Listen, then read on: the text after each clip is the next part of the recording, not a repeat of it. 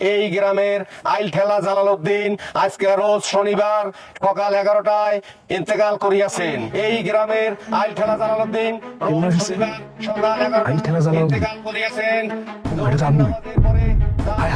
অনুষ্ঠিত হইবে। ভাই মাইকিং করতেছে।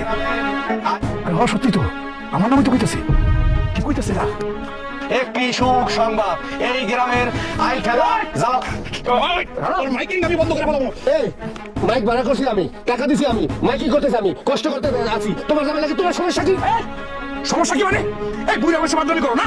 সমাধান একটা মানুষের মেরে বানাইছো, ফাইজলামি করো। এই তুই আগে সুদের ব্যবসা করতি, সুদের ব্যবসা ছাড়িয়া আর কি করো 200 300 জায়গা এই বাজারে বাজারে কিনো কিনে এর আইল খেলতে খেলতে খেলতে 600 বানাও, তারপর মানুষের কাছে বেসো। এই তোর কি আমার মরণ দেবে না? তুই কি মরবি না? তোর কি কবরে মারি দেবে না? কবর কি লাগতে 200 কবরে 600 বানাইতে পারবি? আরে কি পারবো না, এটা কি তোমার বলতেই বাবা? হ্যাঁ তুই কে? সোনার চান পিটলা গো, আমি কে?